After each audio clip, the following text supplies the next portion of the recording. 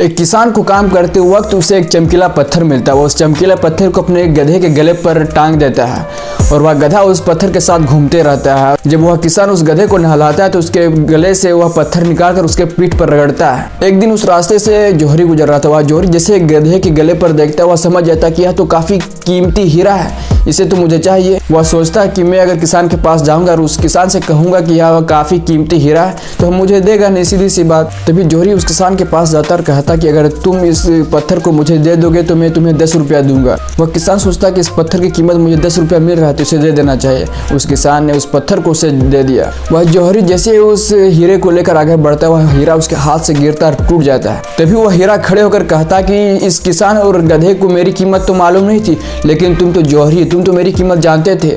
अगर तुम मेरी कीमत 10 रुपये लगाओगे तो सीधी सी बात है कि मैं टूटूंगा ही। दोस्त, इसी तरह तुम्हारे माँ बाप पढ़े या नहीं पढ़े, उनकी परिस्थितियां इस तरह नहीं थी, लेकिन तुम्हारे माँ बाप तुम्हें पढ़ा रहे हैं। दोस्त, अगर तुम आज के समय को सही से कीमत नहीं लगाओगे ना तो तुम्हारी हाल भी इन हीरे की तरह हो जाएगी। इसीलिए कहता हूँ कि अपने समय की कीमत सही जगह पर लगाओ।